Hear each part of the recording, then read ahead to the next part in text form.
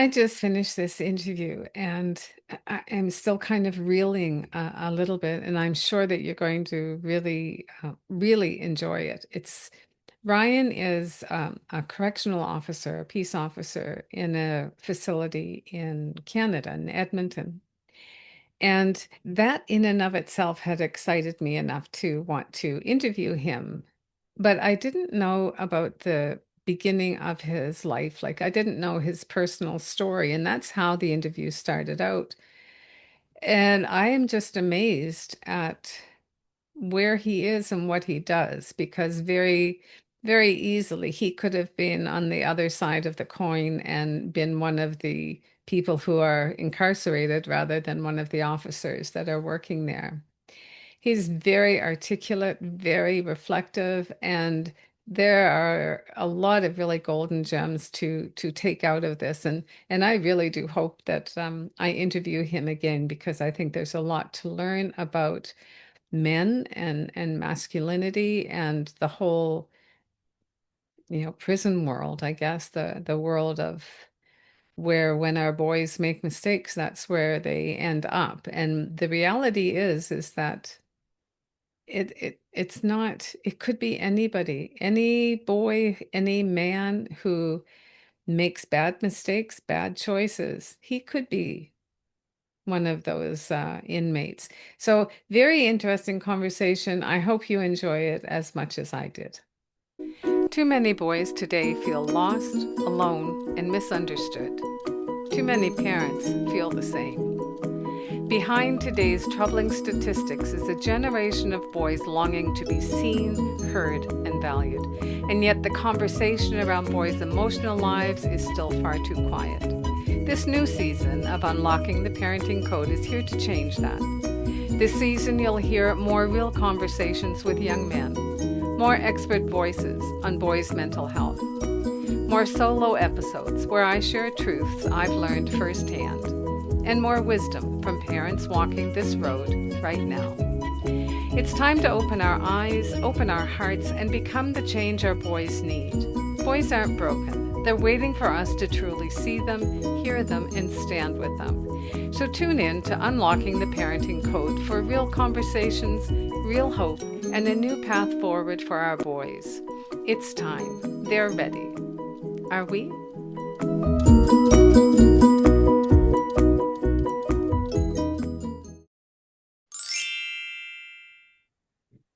Welcome back to Unlocking the Parenting Code, all about boys. I'm your host, Kathy, and today I'm welcoming Ryan MacDougall.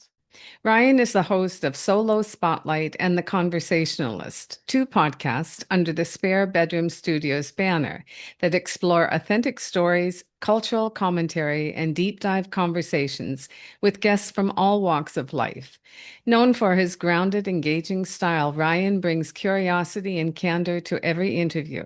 Professionally, he serves as a correctional peace officer for the government of Alberta, a role that informs his perspective on personal responsibility, resilience, and human behavior. His podcasting work is driven by a passion for storytelling, connection, and uncovering the journeys behind the headlines. Welcome to the show, Ryan. Thank you for having me. Okay, so you recently interviewed me on Solo Spotlight. So all those things I just said about you as a podcaster, I know upfront and personal. But in our interview, was about masculinity and male mental health, was there anything that surprised you from our conversation? Yeah, it was the big thing that surprises me is how surface level a lot of the things are and how quickly people forget that. And that's a big thing that kind of I live with, or like a mantra that I move through life with, of like it isn't that deep, if that makes sense. Like a lot of the things that we see at face value, it's like I think of like Occam's razor. Like the simplest solution is probably the right one, right? If you hear Hmm. footprints, think of a horse, not a zebra. So Okay. that that's kind of when I look at it, is like, if you have a gut feeling you're doing something wrong, you're probably doing something wrong. right? And Well, I think when it comes to unconscious bias and masculinity, it's like if you if you feel like you're not giving uh a child the time of day, or you're not giving the opportunity to show their emotions, you probably aren't, mm, right? it really kind of goes back to really being able to trust your instincts. And also the surprising thing about the power of self-awareness. And I Hmm. think that's a very like underrated skill or life experience that people need to have, because it informs so much of what you do everywhere, and how you're able to look inwards and kind of say like, how does this make me feel, and how did I treat that person, and going back and kind of replaying that in your mind. I think that it it's a very soft skill that a lot of people they just they don't put enough energy into, or they don't take enough time. It's not necessarily that they don't have it or that they can't. It's simply something that just gets like kind of misunderstood. Yeah, yeah, I agree. Um, I wanted to ask you because during our interview, when it first started, I wanted to ask you, do you ask that first question to all of your guests? uh what one? So do you have a particular question that you start every interview with? No, usually when I'm starting the interview, I do my best to do enough research or try to understand who I'm actually talking to, because sometimes some people, it's their first time on a podcast, or they're talking about something sensitive in nature. So the way I kind of guide myself through the interviews is taking people through like my own show notes and being transparent with them, saying this is my objective, and like is this journey we're going to go through like okay with you, and like the questions that I'm going to ask, or the themes of this, going to be appropriate, and is this something you actually want to talk about. And then depending on that, it's usually, and that's how I kind of gauge their comfort level. But sometimes I lead in with more like down to earth, or like trying to humanize them, because they come from like a very strictly professional wall, where my objective would be to bring them back down, and like uh give the audience the idea of like, well, I'm not talking to a politician, I'm talking to a person. And I think that's Right. very important, Yeah. where sometimes that's already covered, where I ask someone, how's your day? How you doing Yeah. today? Right? Because I also think that's important as well, because it puts the guest at ease. But I think it's a case by case basis, but I usually, in like my kind of like my workup, I kind of just ask them like, hey, like this is kind of what I'm doing. And if I can feel they're a little bit on edge, or they're a little bit like, all right, let's see how this goes, there might be a few like, icebreaker questions that I Yeah. might have to do. Where some people, they already know what they're coming in for. They came in with printed papers and they know exactly. So it's like you already kind of know. And doing like a monologue beforehand, it it helps the guests to know that it's not like they don't have to, like there's nothing that I have to lead them into, right? Yeah. Yeah. And I try to do that to keep them at ease, of saying like, I'm gonna cover your resume Hmm. beforehand, so then when we get into it, everybody already knows what to expect. Well, I thought it was really interesting, and that's why I asked you because when I first started season 3, my first interview was with my son, and I asked him a question as a like an icebreaker kind of thing, kind of, but it was really the goal of it was to try to tap into what that person's core values are, like right from the get-go. Mm-hmm. And that was the first time I used that particular phrase or statement. And I was just like, I found it to be very powerful. And so Mhm. I have started using that with some form of it at the very beginning of every interview. So when you asked me the same thing, I thought, my gosh, are we on exactly the same page here? Or so I am going to ask you the same question, Ryan. If someone were meeting you for the first time and wanted to really understand who you are, not just what you do, what would you want them to know? Um, I think when I would describe myself, I would like to say that I just try to be a nice person. And like I enjoy comedic relief. I'm a very wholesome person. Uh but yeah, I just when I like to describe myself, that's kind of I like to be just the person that takes the comic relief angle, or the person that tries to make sure people are at ease or see the cup half full. I think that in the world we live in today, people are very rigid, and I don't feel comfortable having conversations or having um like interactions with people when it's too serious. Yeah. Like it makes me nervous, right? So I always like to, put people at ease and know like, hey, I'm not judging you, I'm not taking you, I'm treating you with respect, but I'm not taking anything really in general too seriously. Like I understand Mm. that emotions come and go, and like this too shall pass. So like if I was stressed out, and like I see it at work all the time, where like I might be a little aggressive with someone because it might be like a timely thing, like, hey, this needs to be done now, and like you have to understand. And then they come to me 15, 20 minutes later and go, are you still mad at me?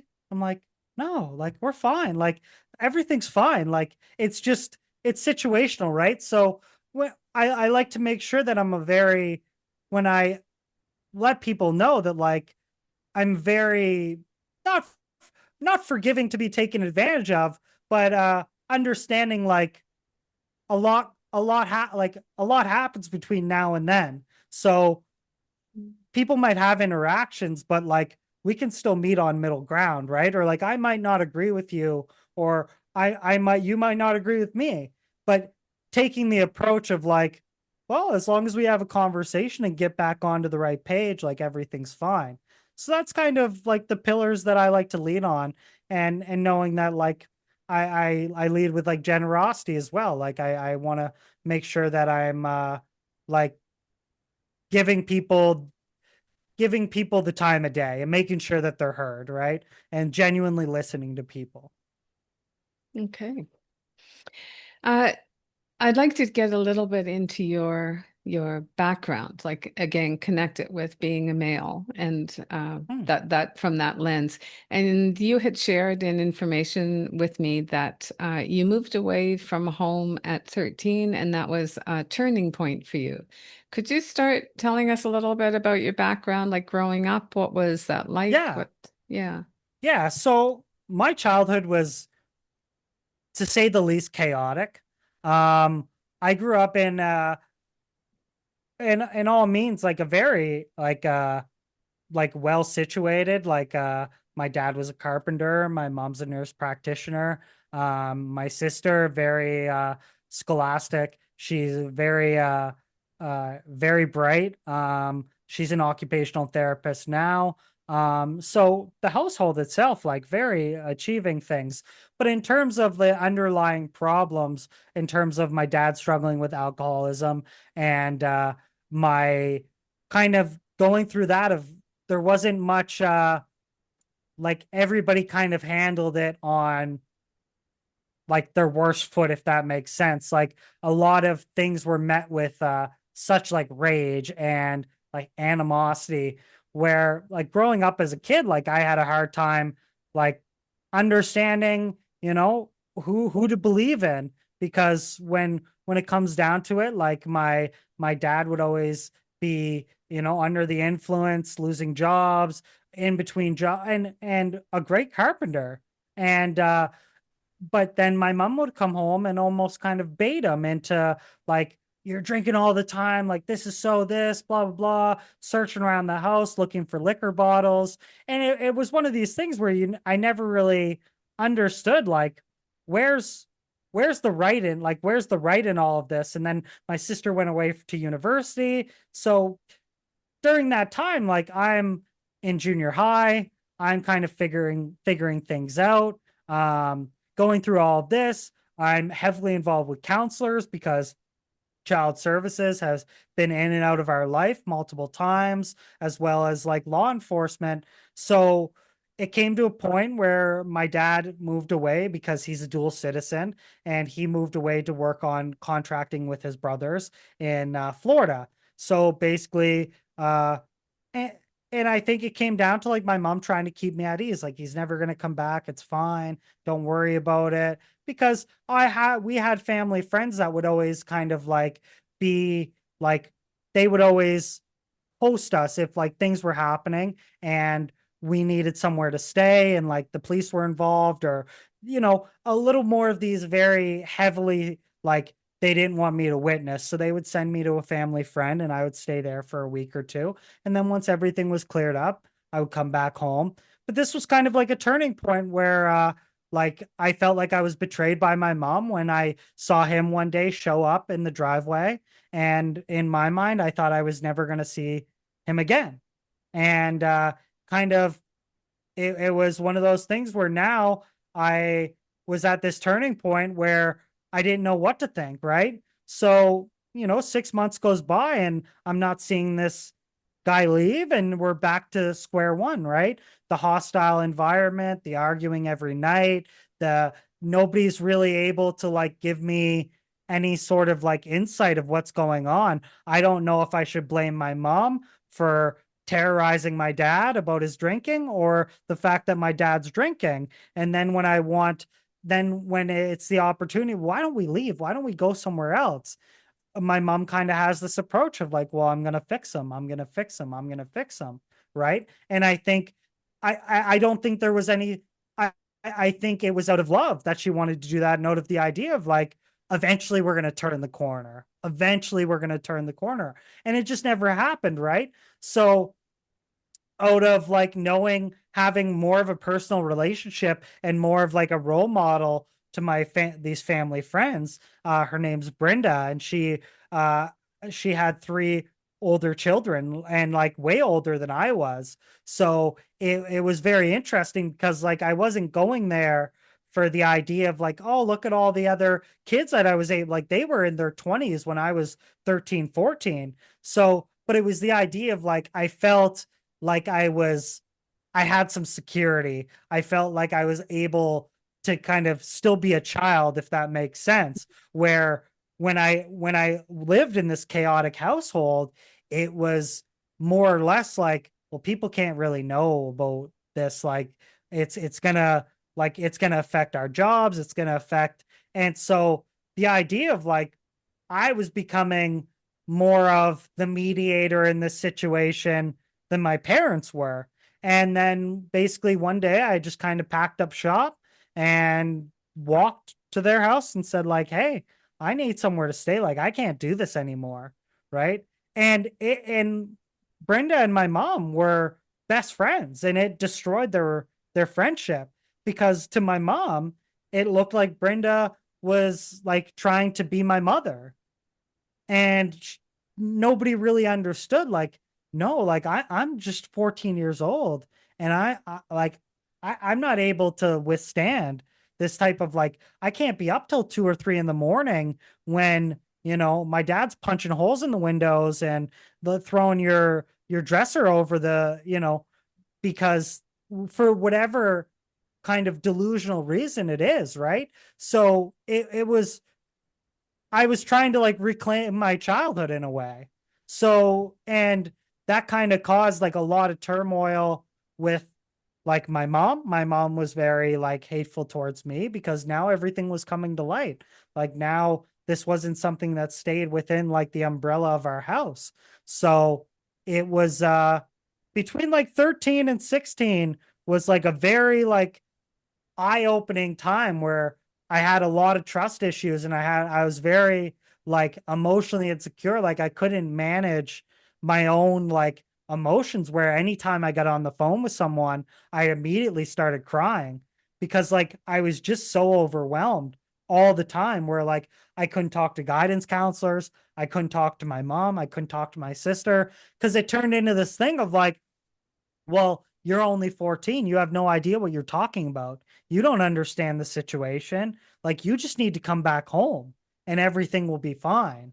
And like, I remember certain memories in my head that like kind of like started this like introspective journey where like I turned 16 and I remember going and saying, like, hey, I'm going to ask my mom to like sign for guardianship for me to get my license. And my sister saying, well, do you think after what you did, like that you deserve to get your license at 16? And it was one of those things where it's like, well, why would she say that? Like, I'm just doing this to protect myself. But in her mind, she's been in university for the last 3 years. She has no idea what's like going on in the house. But in her mind, she thinks I'm doing something wrong. Like she thinks I'm like the jaded child that ran away from home. And now like I'm like, oh, you know, doing whatever, running the roads, and like I'm being like a misbehaved child. And then going and talking to my mom, and my mom already purchased me a vehicle and coming and hosting me on my birthday, and like we barely talk, and then saying, you'll only get the car if you come back home though. So then you're like, oh, I'm starting to understand how this is all like working out, right? Like I'm starting to understand that like we're missing the point. Like we're trying to use like emotional leveraging and guilt tripping. And like like to this day, like I like it took a long time to repair things with my mother, but we have a great relationship now. But it took a while, right? And like even going to therapy, and like it was this idea of like uh, my mom was only taking me to therapy because she thought that the therapist was going to say, yeah, you just need to move back home. Mm. So the objective wasn't to heal. The objective was like, how do I get from point A to point B? And how do I use these mechanics that kind of are low hanging fruit of like, well, if I can get a professional to say he needs to go back home, maybe he'll go back home. If I can use the idea of like, I'll get him a car and we'll give him his license at 16 so he doesn't have to wait till 18. And so those were kind of very like vivid memories. And then going into the next stage of that at 16, Brenda kind of realized this wasn't something that she could deal with long term. This was something that monetarily, like she reached out to my family members, my grandmother, before she passed, and my aunt that lives out here in Edmonton, kind of reaching out and saying, hey, here's what I'm going through. I'm not getting any support from Ryan's mother. Is there any way that you can help with like his school supplies or his clothing or whatever? But like, I can't keep this up. At the time, her husband worked in Fort Mac, and like it was something where it was like, I can't, I can do it now, but I can't guarantee like if he loses his job or something happens, like I'm not going to be able to like burden this, and I'm just doing it to help Brian. Like I'm not doing this for any like ulterior motive. I'm not doing it because I hate Heather. I'm not doing it because I want to see him. I would love nothing more than him to go back home. But I agree with them. He shouldn't go back home and he shouldn't have to deal with that. And I'm going to do what I can to protect him in that sense. But I'm not trying to get in the middle of this. I just believe him in what he's saying and I want to be there for him, right? So going through that, and we kind of came up with the idea of like, hey, maybe we should apply for like government assistance. Maybe if we can go through income assistance to say this is what's happening, and we go through the process. It's like a year-long process. We're meeting with counselors, we're doing all this, getting this form, and they ultimately came to the point where they said, sure, we'll give Ryan the money if he goes to a group home, because we know that if he goes to a group home, we know that there's resources in place, because essentially what they said is like, oh, well, if at any time you decide to pick up and leave to Alberta, what's going to happen to Ryan? So we're going to be providing you with this funding, but what's going to happen if like this this this is not available and you turn around and sell your house and you go move with your husband? And like he's doing 2 weeks on, 2 weeks off, and he was a huge role model in my life. And but they said it's just not stable. And ultimately Brenda said like, yeah, I think I agree. And like this is just not something where like I don't think I could burden the financial weight of it. So then I pack up shop again at 16 years old. I'm thrusted into downtown Halifax, living in a 21-person group home of people from 16 to 22 to a guy that's on house arrest for whatever, right? So that was really my awakening to like understanding like human nature, and that like everybody, kind of makes mistakes. And, a lot of people take things for granted, because I'm dealing with people that are victims of sexual assault. They're victims of prostitution. They're involved in heavy drug use or gang affiliates, or, dealing with horrible issues on reserves. And kind of this was like their safe haven. And I kind of felt like imposter syndrome of like, well, who am I? Like I came from a good household. Like my mom at that time still wanted to support me, and I was running away from it because it was only in the fact of like, well, I'm just doing this to give you this to protect our own image as a family. So it was one of these things where like it still wasn't what like when that happened, it was like she was outside the group home, and then the group home's protecting me. And I'm at this like impasse where I'm like, am, am I a shitty child? Like, am I a child just running away from things? Because looking around, like, it ain't too bad. And like, I could go back home and get my license and this, and I'm the next room is a dude that both of his parents were drug addicts and gave him up at 4 years old. And he was in a group home. He was with foster parents, and his foster parents abused him. And now all of a sudden he came here, and nobody even had grade 12 education. Right. And I almost felt like, oh, am I the evil one here? Like, so I kind of had my own identity crisis where I didn't know what to think. And, I but I used that in a way to propel me forward, where I said, like, I'm not going to let this, I'm going to take the support as it is. And like, I'm going to get done high school. I'm going to do the things. At this point, I tried to go to a high school that was in the area, but I was going from like a 300-person high school to like a 1,500 student high school. And I just couldn't handle the stimulus. So then I went back to Mill Woods, which was a smaller high school. I took an hour and a half bus ride, 3 connecting buses, like the whole 9 yards. But through this whole time where I'm like, am I just making things difficult? Because like I just grew out of this like life of stubbornness where like my dad refused to like quit drinking, my mom refused to leave my dad. And like, is this all something stemming from like nobody's willing to shift positions here?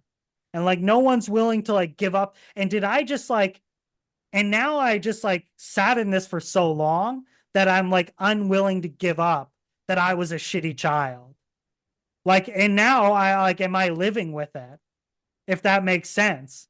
So that, and Mhm. then kind of like going through that, that's where I started like really having to grow up. And like, I had to kind of relinquish my childhood at 16 and be like, well, now I'm an adult, like buying my household toiletries. We had chores. I remember on 2 occasions I got kicked out of the group home for drinking.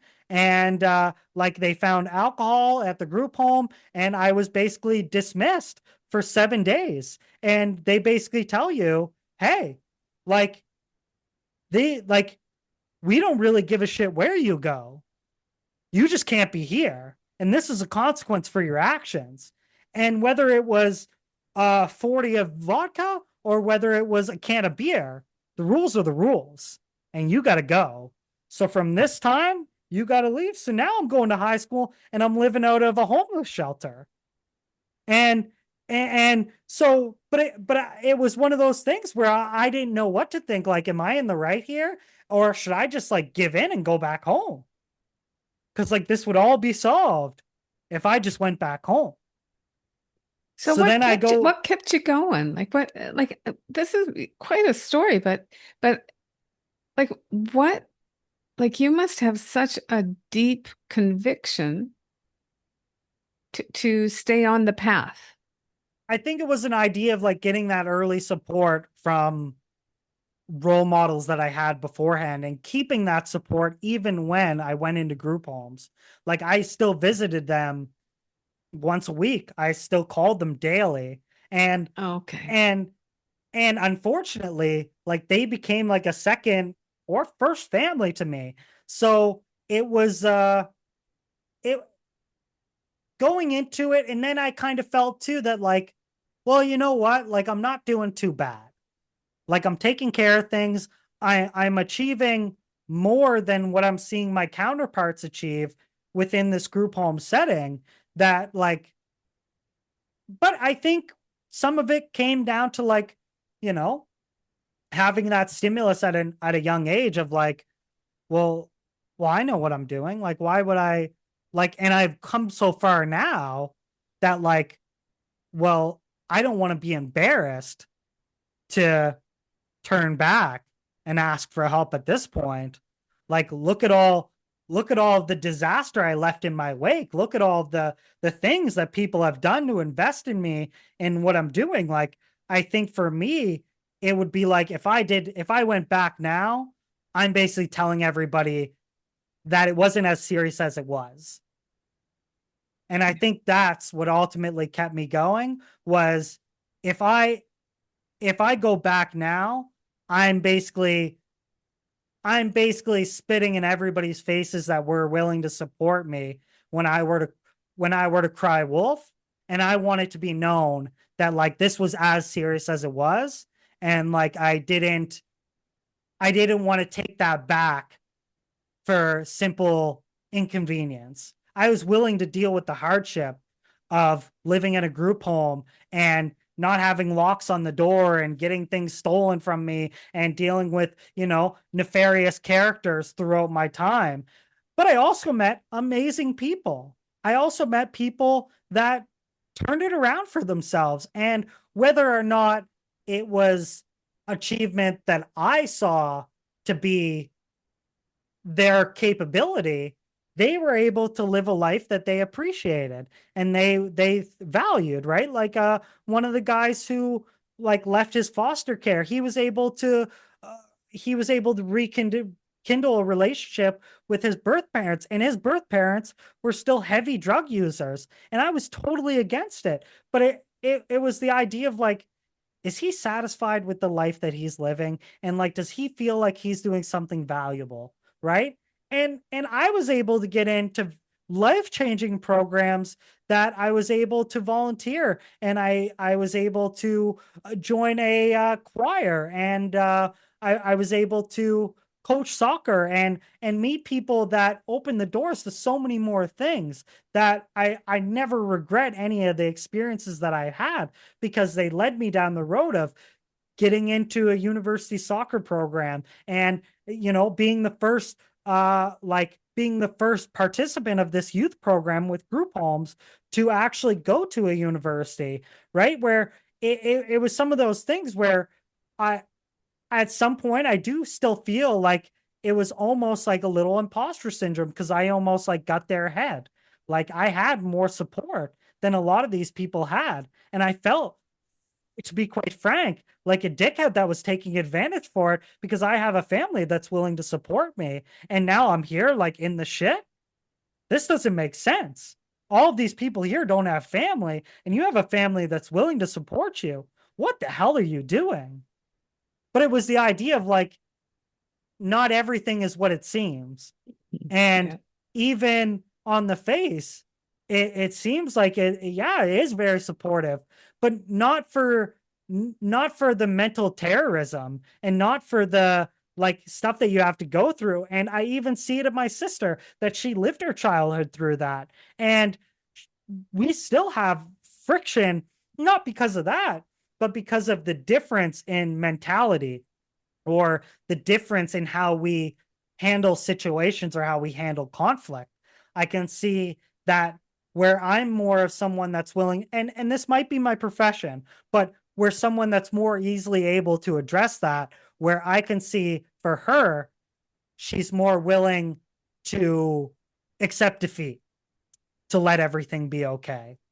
Okay, you know what? I might not agree with you, and you might have like severely like you might have like screwed me, but like in order to not have this conflict, because Yeah. like there's things that she knows that she could have done better, right? And it's one of those things where like where I felt as a kid of like, well, if I give this up, I'm accepting defeat. And I'll be damned if I accept defeat. Where it took me up until 27, 28 years old to be like, it's okay. Like it's okay to be wrong sometimes. And into my early 20s, it was the same thing where it was like, I I can't let people know that I made a mistake somewhere. And and that's, ultimately what kept me going. But it was something that I had to address, into my like late 20s of saying like, but you know what? That it's okay to admit that you made a mistake or that you didn't you might have went too far, you might have, you know, but during that situation I knew that that wasn't going to get addressed in the right way. So even looking back on my childhood now, I still know that I made the right decision because my parents weren't in the right mindset to address the behaviors Do you ever think what would have happened if you didn't have Brenda and her family? all the time. And Because, it's and it's kind of one of those things where you say like, but who knows? Maybe I would have finished my degree. Maybe I would have been less susceptible to like narcotics and substance. Maybe I would have been, It's like hindsight is 2020, but I'm just very grateful that someone was able to stand up for me at that young age because I was like a puddle of water. Like well, that's I such a couldn't. turbulent time. Like the teens are such a turbulent time, and I think in some ways, especially for boys, because there's not that understanding and the compassion that goes with all, the struggles and the challenges, and often even even boys who have a smooth, household environment, they struggle so deeply with, like middle school, high school, that Mhm, sometimes it's amazing to me how they come out, as in one piece as they do. But being a mhm, teenager for you, 13, 14 years old, all of this stuff going on, and all of this stuff going on, you tapped into it just a little bit right now, but my first thinking was, were you able to get through all that without becoming kind of dependent on some kind of outside relief, whether it's drugs or alcohol or some kind of risky behavior? Because that would probably almost be the norm. So as soon as I went to the group home, I immediately looking back now, I immediately saw that I like attacked like I started smoking cigarettes, right? Like cuz that was what I felt that I was going to fit in with people. Yeah. And even in high school and junior high, I had a very hard time like like understanding like who my friends are, because I didn't have any of that. I didn't get to be in a band. I never had like, dirt bikes, or I never went and played in a sport because I couldn't afford it. Right. So where I didn't get that support, there were a lot of things where like I couldn't level with anybody my age because like I just didn't have the parental backing behind me. And not only that, like once people in this area started to like catch wind that I was like from kind of quote unquote a broken household, well, they don't want me interacting with their kid, and now I'm dragging their kid down. So it was kind of like stay away from that, like stay away from Yeah. him. Like Bad you news. don't, yeah, you don't want any of that. So Yeah. then people started to distance themselves from me, right? So it was one of those things where that now I'm going back and I'm hanging out with people that are in like alternative schooling because they've had so many physical altercations, or people that have dropped out and now they're in their 20s and they're going back to grade 11, and they're taking a shot of gin before they're going to school because that's the only way that they can cope, right? So it that was something that became like natural to me of like, oh, like it's okay to be like this, like, you know, like, loose end, or it's okay to be, because like look who I'm around. Like this is like these are my people. Like these are the only people I can understand, right? So and when you have like guidance counselors there, social workers there, but like they're to provide security. They're not to there to provide you a level of judgment. So if you start smoking at 16 years old, they're not going to tell you that you can't. They're Mhm. going to say it's probably not the best decision, but you do what you want. Like now you're an adult. So it was, you know, if I'm skipping school, if I'm not going, like it doesn't matter as long as I'm out of the that house from 8 to 4. It doesn't matter, right? Mhm. So it I think it was very easy to fall into that simply because of how easily available it was to get, because I'm hanging out with such an older group that, you know, up until 19, I could just have them buy me liquor or buy me cigarettes or whatever it is, right? But excuse me, it was something I had to tackle very later on in life, where getting into the corrections field, I came out of it on like my ascension to making myself as employable as possible. But then you become employed and you have some job security, how quickly it is to manage that stress by, oh, I'm just going to go home, have a beer. Oh, I'm just going to Yeah. go home.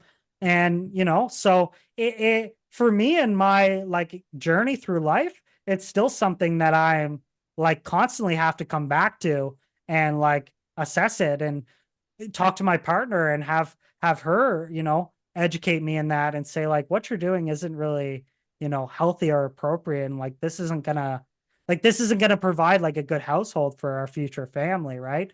But I think this all kind of like it was just so easily accessible, and I never had like a good opportunity to get a right or wrong, right? Like Yeah. my mom never drank, but did she not drink because she had to take care of everything because my dad was always drunk? So was it the fact that she wanted to or not wanted to drink?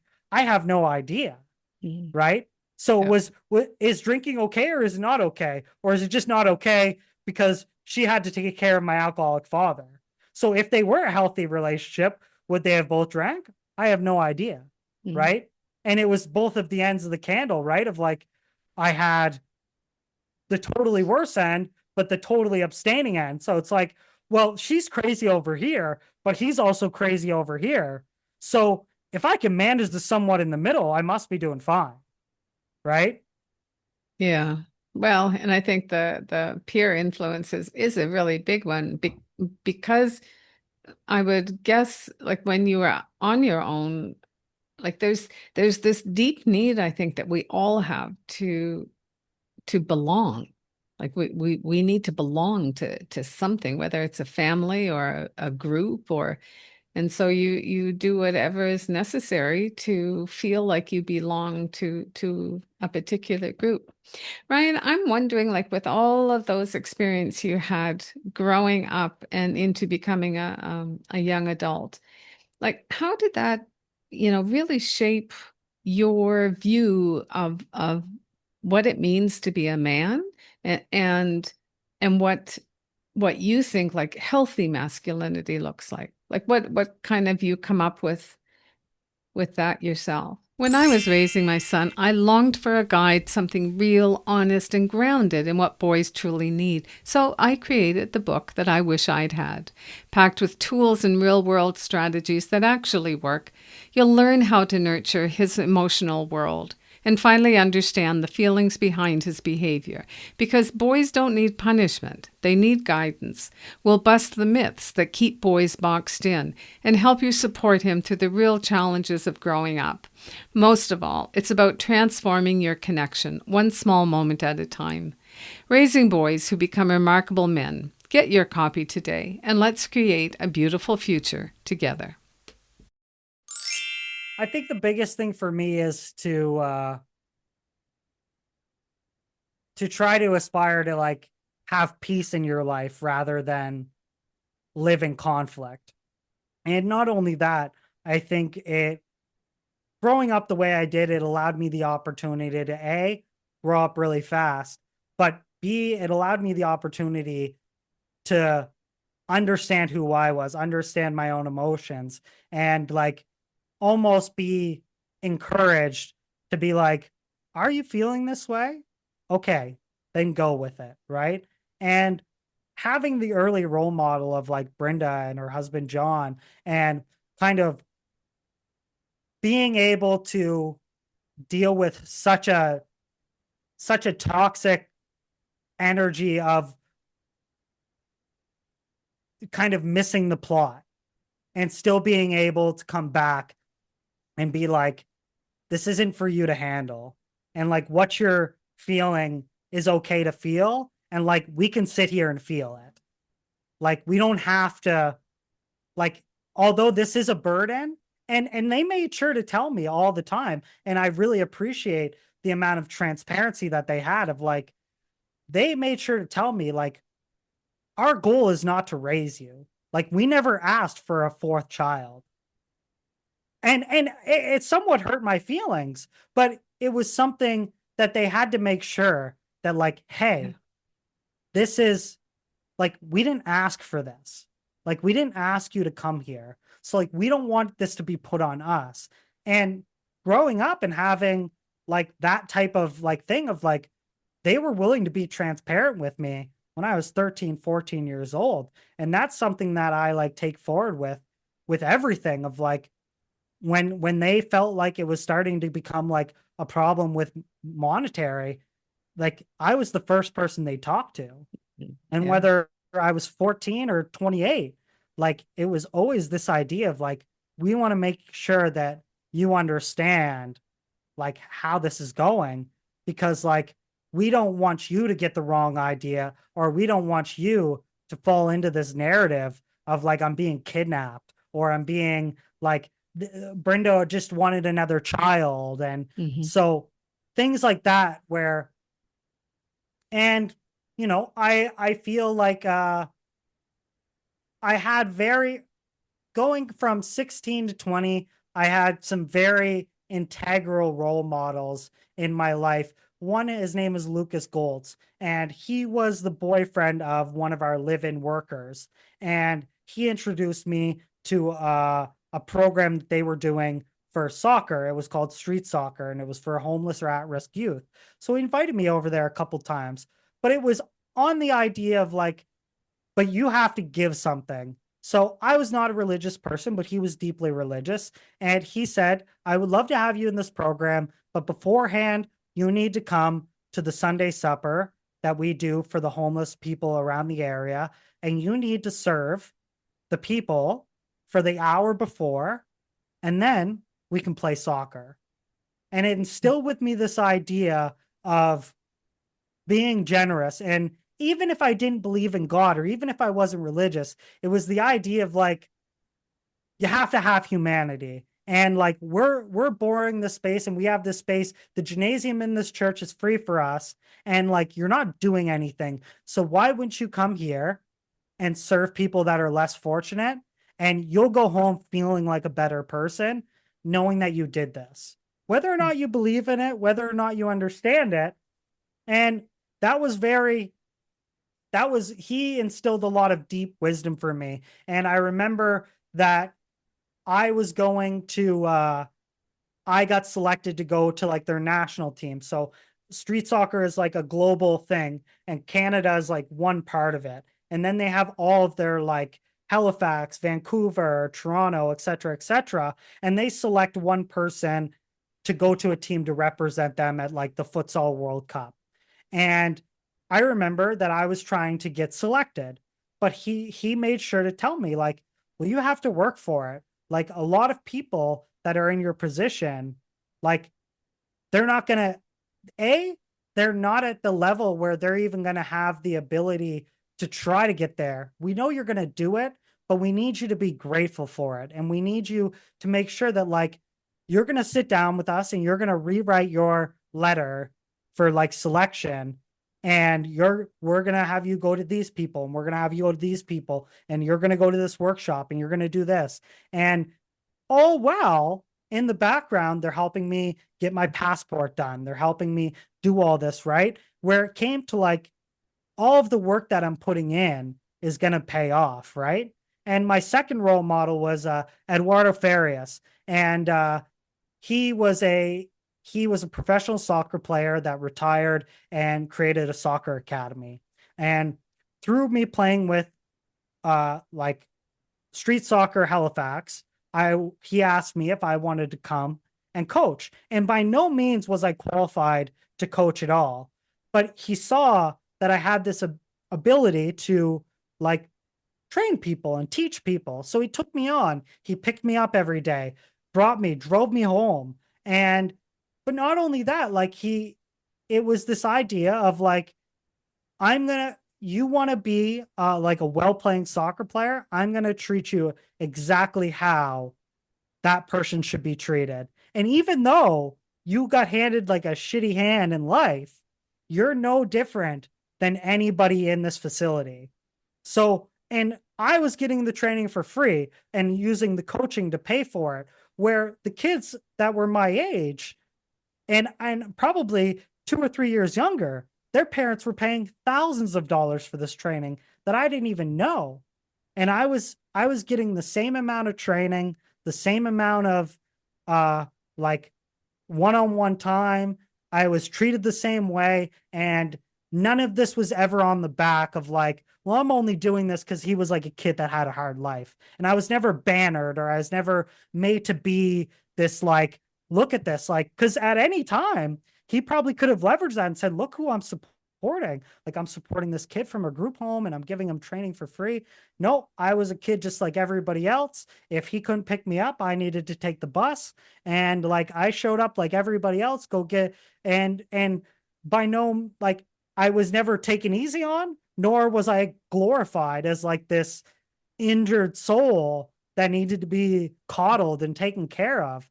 So when I look at like the values of being a man and being an adult and having that this frame of like holding people accountable, but also not like diminishing their character or like taking away from their dignity because it never happened to me. So I have to value the fact that even when I look in corrections and a guy doesn't, the nurse thinks that this guy's a low life and goes like, yeah, I'm not going to give you your meds because I think you're going to cheek them or I think you're going to like hoard them. And knowing that he may or may not, but not doing the work to find out and just going, yeah, you're a drug addict. I'm just not really going to do the extra mile to figure out if you need to get this Tylenol or not.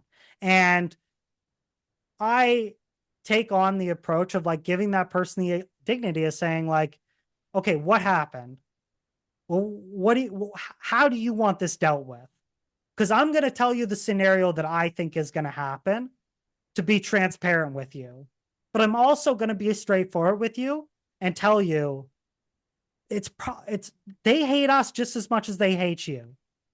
So I'm still willing to be transparent and tell them, like, hey, it is true. This nurse probably doesn't like you. This nurse probably doesn't want to give you this because they think that you're going to cheek it. Is that fair? Well, yeah, it's kind of fair. Like, okay, is it appropriate? No, it's definitely not appropriate. I'm going to do what I can to go and talk to them, but I'm not going to give you any promises. And I'm not I'm not overextending myself. I'm not telling this guy, "Hey, I'm going to go steal the meds for you," but I'm giving him a little bit of dignity in hopes that it it rewards in a correction of this guy's behavior and saying, "Okay, maybe next time he's just going to come talk to me and like give me the situation and we're going to work through a solution instead of saying, well, tough titty, you didn't get your meds. I don't like you either. So see you later." It's kind of like when you first started and you were saying what people would what you would like them to know about who you are, and you said kindness. That what how you interact with people, that like it seems to be that that's kind of in the forefront, like a compassion and like everything seems to be connected as you're going through your story, and it really speaks to the power of mentors, or just having people, even if it's not in your own family, even if it's not in a, educational environment, when you have somebody that you trust who can give you a safe space and, who treats you like another human being, then, then you have potential to be whatever you want to end up being. What was it that led you to your work as a correctional peace officer? And then really, like, what does that look like in a day? So what originally led me there was I wanted to get into policing, and the road to getting into policing was very difficult for me because the level of background checks and it like I probably when I applied for policing, I probably had probably like 13 different addresses over a 5-year span. So getting down those dates, finding out what to do, going through like the disclosure process and the polygraphs. And I made it to a certain point and I didn't make it past the polygraph examination, but I knew I wanted to do something in law enforcement. And this never like totally expelled me from it, but I kind of knew that, okay, I like the process itself is very emotionally exhausting and it's hard to unpack everything again and again and again. And so I kind of went through this process where I decided like this is what I want to do. I was in university for a couple years, solely playing soccer, and I didn't really know what I wanted to do in terms of education. I wanted it to be around sports, but a lot of the counselors were telling me like, hey, your grades aren't really there. In Canada, we don't really have programs for sports psychology. So like you're kind of barking up the wrong tree and like you're just not going to get there. And the level of funding and grades, like you're going to have to restart everything probably 7 times over, even to get a small chance to get there. So they kind of just said, like, take yourself seriously. Like, is this what you want to do? Because you can do it, but it's going to be exponentially like difficult. And so I kind of said, like, no, like I really didn't take university serious. And like I was kind of just there for the party. And I had to really like be serious with myself and say, like, is this what I want to do? And am I more of like a laborer? Like, am I more of like a dude that just like gets paid hourly and like, you know, and I think that a lot of times too, I was leaning back on like, oh, who am I to think a dude coming from a group home is going to get his degree and this and that, right? But it was a mix of that and like immaturity. I just wasn't mature enough in that setting where like I could take things seriously. So then I went back to college for like police foundations, and I applied for the correctional job in Nova Scotia. And in Nova Scotia, it was pretty difficult.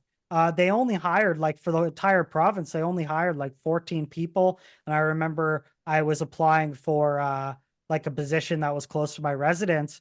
And through the application process, they call me in the middle of the night and they go, "Hey, like we want to let you know that like we selected our six for Burnside. You weren't one of them, but we have an opening at the jail in Pictou County, which is like an hour and 40 minutes away.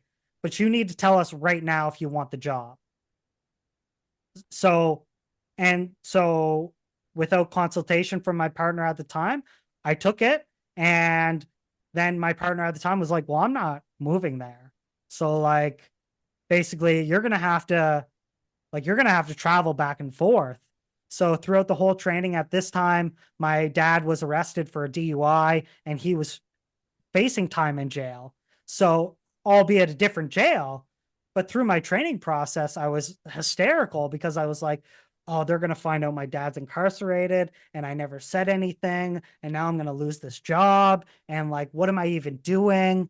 Like, what am I, you know?" So, I, at that point in my life was probably like the highest amount of like anxiety or panic that I faced because I was not only dealing with like the stress of learning to be in law enforcement, but I was also like feeling like I was hiding something.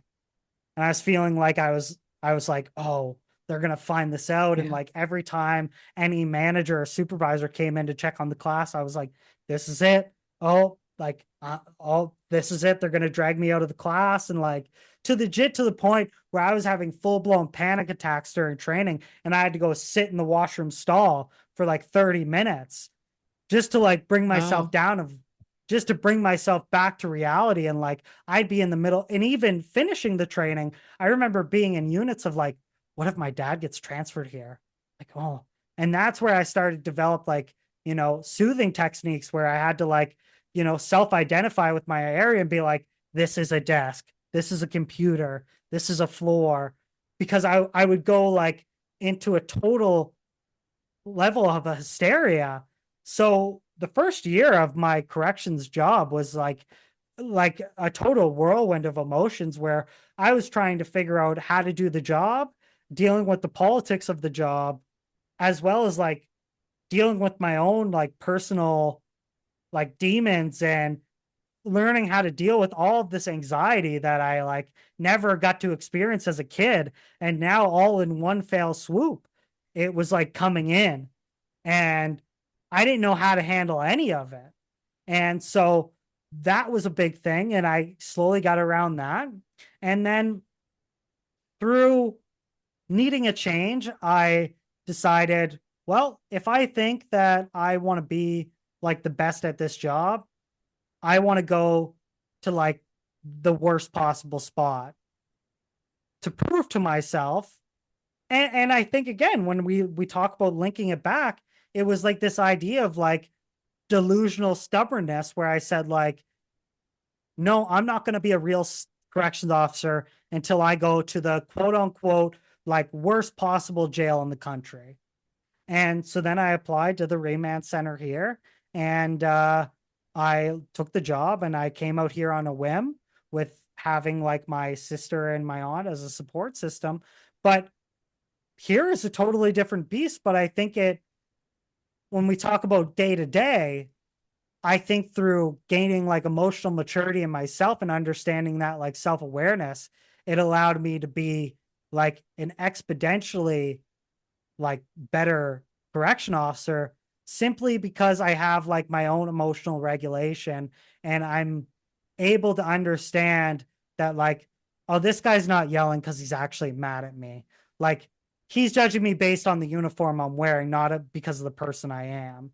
And when I talk about like my day-to-day activities, it's more around that where I'm more trying to understand where I can be effective and understanding where I'm not going to be considering. I'll give you an example. I was a part of a field training officer program. And through this, they have like you train the new recruits, you bring them through, you like mentor them for like a proportion of time before they finish and they get their new classification. But I started to find out that I wasn't being treated as fairly in terms of like the perks that you get with this role. And some of the perks were like acting supervisor time. So, giving me the ability to be in a leadership role would be like the next step. And I felt like I was constantly being overlooked. And whenever I brought this to my like leadership, they kind of always gave me, oh, it was the scheduling, oh, it was this, oh, it was that. So then I had to sit with myself and say, like, am I being taken advantage of? And like, how much do I, and in all frankness, I probably let it go way longer than it did. But then I just came to a point where I said, you know what?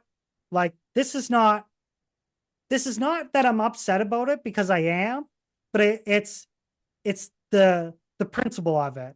And instead of doing this of how I've seen people do it in the past and blow this up to biblical proportions and let everybody know that like I'm quitting this program and I'm not going to do it, and like basically kissing all of like my supervisor aspirations goodbye, I simply sent an email and I said, hey, I take very good pride in teaching the new employees, but I just don't think it's worth the time that I'm putting in. I went and had a one-on-one conversation with all the recruits, and I said, hey, I just want to let you know and be transparent of why this is happening.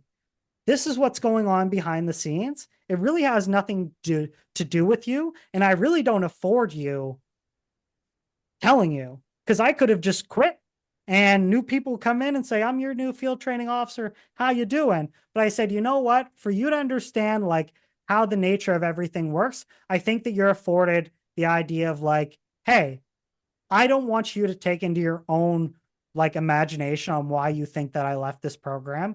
And I don't want you to blame, I don't want you to think it was because of you, or I had a hard time training you, or because that's not the case. And they are doing me wrong. But I'm not gonna, this isn't gonna be a spectacle. And I have to be willing to know that I'm not going to be considered for future leadership positions in the near future. But it was something that through the life I lived and through the experiences that I had, I I I'm happy with myself that I handled it in a more way to regulate it and say like, because it was a lot of times sitting and asking my partner and saying, am I just being a brat? Am I just being a brat? Am I being looked over because I'm really being looked over? Or was it really a scheduling problem? But then it happens so many times where you say, maybe it is a scheduling problem, but you know what? I have to value the work that I'm putting in. And there's just not a mutual payoff, right? So those are like examples of like day-to-day things that I kind of like move forward with. And I still tell them like, I might not be like your point of contact, but I'm still here to help you with anything you need, right? But Mhm. I'm also gonna be forward with you and say, this really isn't my problem. You should probably go talk to your field training officer, Yeah, because it's I not would hate. easy to do that though. Like that's a challenging thing that a lot of people um wouldn't um wouldn't take that stand. Like it is not an easy thing when you know that you could keep going, you know that, there's this path, but when it crosses a personal line as far as, I deserve better than this. I'm not being treated properly. And I would prefer Well, to have nothing rather than continue putting myself in this kind of a position. But I mean, that's a challenging position for anybody. and I always kind of, a big challenge that I have is that I always feel like I never want to put myself back into this victim mentality, or like, or be like, why me? Why me? Why me? Because sometimes it is, but I haven't developed fully the right way of championing yourself and advocating for yourself, but having the discipline to know when, okay, yeah, this is just like the nature of the beast. This is just the way world works. And where is that balance of like letting yourself know that like, okay, yeah, you just didn't step up. Maybe I didn't do a good enough job as a supervisor. And maybe that's the reason. But is that right? You know? And so weighing that out, coming into my 30s is still something that every day I have to look at and say, like, oh, am I doing this for the right reasons? Did I react like that for the right reason? Or like, did I actually overreact? And like, is there some apologies that are in like that need to be done? Or like, no, was I right? And like, where do you stand on that? And where do you dig your heels in? And even if you're right to dig your heels in, is that still the right approach for your own sanity? You know, it's interesting because you are really reflective and maybe that's what has been like your, a little bit like your superpower forever, is that you are reflective and you take stands kind of like moral stands. So interesting. I want to ask you something about um so when someone is incarcerated, it kind of strips away their choice and their control, and those are things that are usually very important to being a man. How do you see this plays out like in the prison with men's mental health? It's very difficult because you face a huge paradox as well as like a very big melting pot of there's so many different people and cultures where as one correctional officer to one inmate or a group of inmates, it's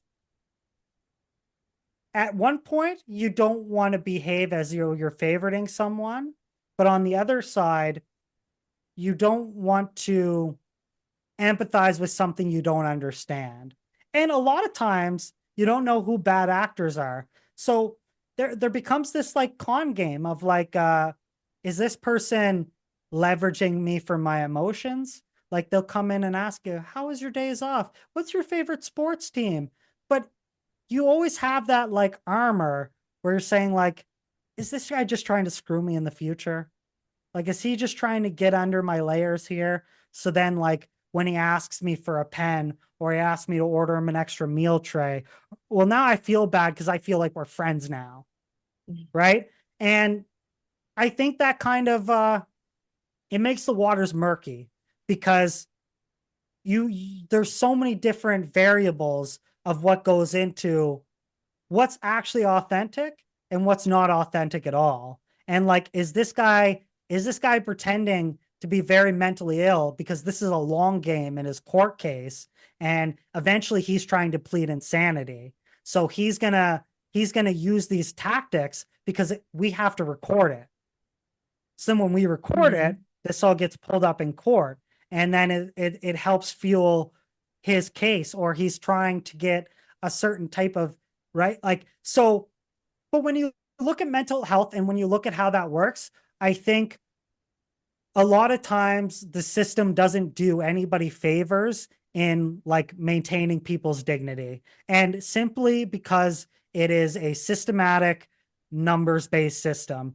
And I think that's for two different reasons. I think that's A, liability, and for a fair reason, because it's the fact that the government is so open to liability when you're dealing with people's lives that people use that as the loophole or as like the chink in the armor, where then you have to be ultra critic, you have to be ultra like aware of where these loopholes can be, and you have to almost overprotect them, which again strips away at like the idea that there can be no consideration for case by case scenario. There can be no consideration because if we do that and we consider it, well, now we're biased. You And know, I one it think that, sorry. yeah, Sorry, go no, ahead. I think that because of that, when you look at Canada and Edmonton as a whole of such a melting pot with cultures, when you look at, you know, uh, meeting people and like having the right diets and making sure that they're allowed the same religious practices. And on employees as well as inmates, there becomes a very fine line of like, well, if I do it for this guy, I got to do it for everybody. And we don't got the money for that shit. So now we're going to give you the bare minimum, right? And usually that's not enough, right? Like when you look at people that have like severe mental health, well, where do you define that line of mental health where they need to go to a mental health unit, which can only have a capacity of 70 people? So, how do I pick and choose the level of mental health that warrants? And then, how do I tell the guy, hey, you just ended up 71 on the list. So, you got to go to where all the people are going to leverage you for that mental health? And But as an officer, how do I deal with those circumstances when I have to now protect that inmate because out of his, not even for his own, like he's not even doing it on purpose, but he's going to screw himself and he's going to end himself get into a lot of trouble with the other inmates because he's just not aware of the culture or the politics in a regular unit. it's complicated, isn't it? One of the statistics that I read was that mental illness is 2 to 3 times more prevalent inside prisons, and suicide rates among incarcerated men runs 3 times higher, which kind of speaks a little bit to the lack of a support system for men in crisis. And the thing of it is, and so there will be parents listening to this too, and whenever whenever you see the headlines about, this person, this man is going to prison, or, this guy did this and now they're in prison, I would say the majority of parents think that would never be my son. And Until it so is. it's this outside, it's something other. Mm-hmm. And from what I understand, even in my small circle, I have known 2 young men that have been incarcerated, and both of them from good families, as far as whatever your label is for a good family, but they just made stupid mistakes. Mm-hmm. And so it's kind of like I don't know how you get to that point. Like maybe that's something I wanted to ask you. Like, so I know that there are ranks and levels of prisoners, but like, I don't know. It's just something kind of breaks my heart when I think that things could, if somebody understood beforehand how to help, uh, or even how to deal with their son when he ends up in jail, like instead of cutting them off or whatever, like trying to do that compassionate, understanding thing that he just screwed up. Like it was a bad one, but I don't know. What do you see? Like, because you are working I with think it this community. I think it comes down to where like I think it's a problem of how it's like, it's kind of this idea of like once a criminal, always a criminal, and like people can't turn it around, right? And I think that is two different ways. I think that is the influence because they're isolated and they're with a certain type of influential people, whether that be gangs, whether that be a certain ideation, stuff like that. And I also think it's outside influences. So then people start to literally get their identity warped, where you see people that come in and this is their first time in jail, and then all of a sudden they're the most rowdy inmate you have because like it just it fueled on their their their need to be welcomed, and it fueled on their level of like forgivingness or their level of like misinterpretation or right where what you see a lot is people don't know how to say no because saying no will get you into a bigger conflict, right? Mhm. With officers and inmates alike, it's But once you get used to saying it, because I always tell people it's easier to turn a no into a yes than a yes into a no. And that's Mhm. something I live by of like, it's easier to tell you, no, I can't get this, but I'll do my best than saying, yeah, I'll go get it. Because when I turn up and I don't have it, I've just betrayed every amount of credibility. But there's a level of safety when it comes down to the inmate side of like, is this going to cause me to get beat up? Well, I don't want to get beat up. And some people come in and they've never even seen a fight in their life. Yeah. So and then you have people that they've been abused ever since they were a child. And this is all they know. Do So then you you have ever the people think that you could have welcome the been, conflict. do you ever 100%. think you could have been on the other side of the fence? 100%. It's a very Yeah. fine line. It's a very, Yeah. very thin line of the difference between being being the watcher and being the watchee. It is a very, very fine line. And how quickly you see that even being in that environment shapes a lot of officers' outside life, because it's not outside of the realm of possibility for correction officers to get caught up in some of these Yeah. cycles or the same level of influence or manipulation that is done on that side of the wall to start treading that water, right? Yeah. And I always tell people all the time of like, it would be hard to have an answer of how to deal with humans, because even when we're not in a jail setting, humans don't even know how to deal with humans. Doctors even get the wrong diagnosis with people. We don't even understand the full uh, extent of mental health. So there would be no right answer of how to rehabilitate a human being when we don't even understand the full scope of human beings.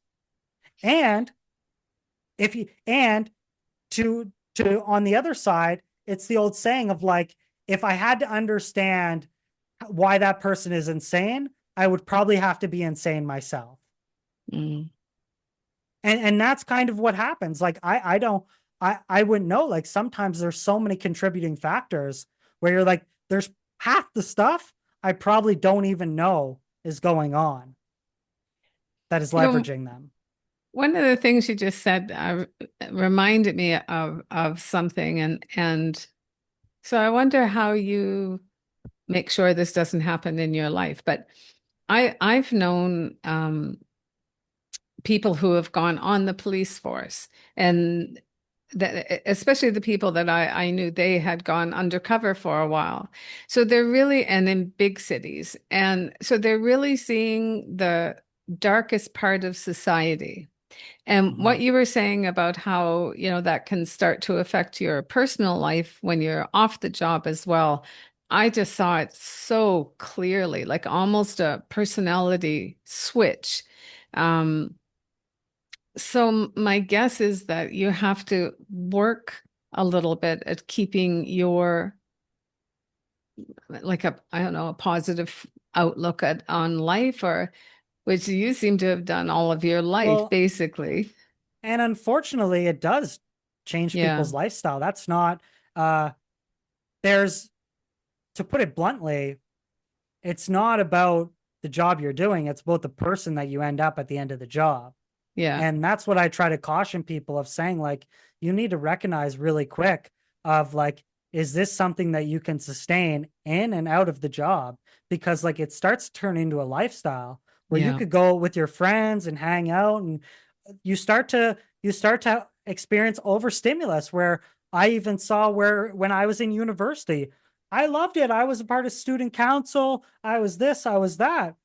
And again, I'm starting to regain that through podcasting, but to there's no like there's no doubt in my mind like I would consider myself like a recluse. Like Hmm. I don't like going out. I don't like, and it's simply because I just talk to so many people all the Yeah. time. Right? You're Yeah. talking to hundreds and hundreds of people, and half of them aren't even inmates. Half of them are nurses and social workers and caseworkers. And you're talking about all of these different things. And then you come home and your partner's like, let's go out to dinner. And then you're going out to dinner and you're using the same tactics that you're using at work, going, oh, I wonder what this person's doing. I wonder what that person's doing. Oh, I wonder what these people are talking about. Because in your mind, it's just a threat assessment of saying, Oh, I wonder if Mhm. these guys are in conflict. I wonder if and some people have the ability over time to turn that off, and some people don't. And it just and some people really like it crumbles them, like it destroys them, Yeah. and Yeah. like they can't have any normal resemblance of a normal life. They can't find healthy relationships, and they end up in this thought silo where they live, eat, and sleep, work, and that's all they know. So does it help you because you seem to be such a reflective person? Does that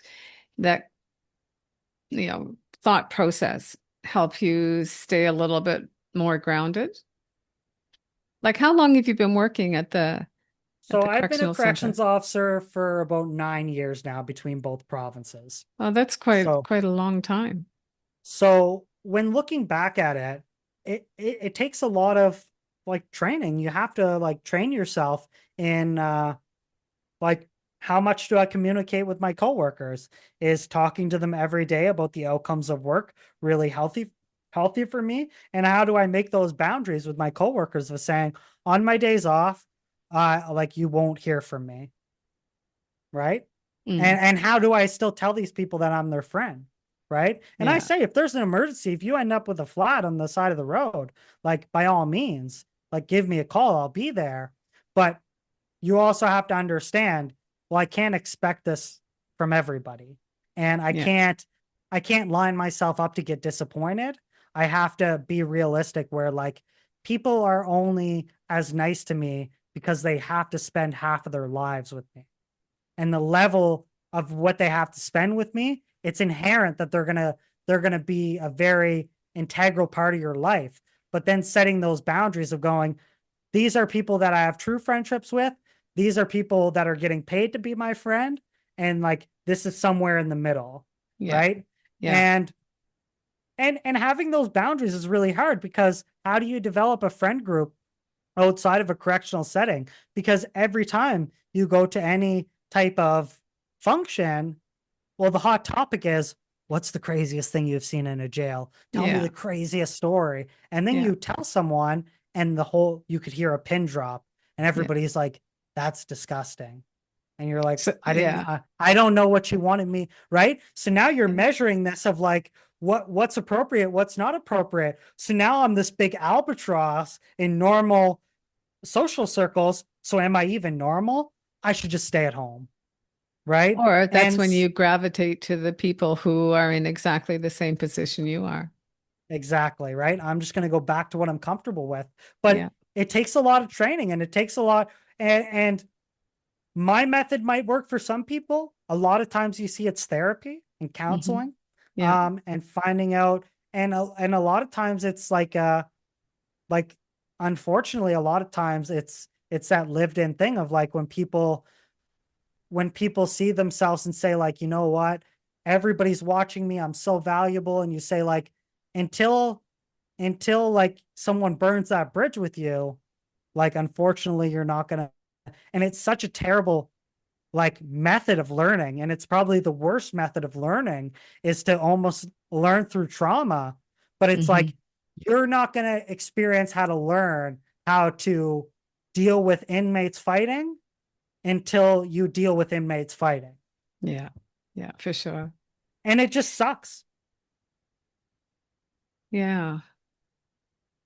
There are at least a dozen other questions that I would like to ask, but I know that I'm trying to be mindful of the time here, and so maybe I'll have to ask you to Come come back on on. again. Of Yes, course, but I would is there love to. anything in particular that we didn't talk about that you really wish we had have talked about today?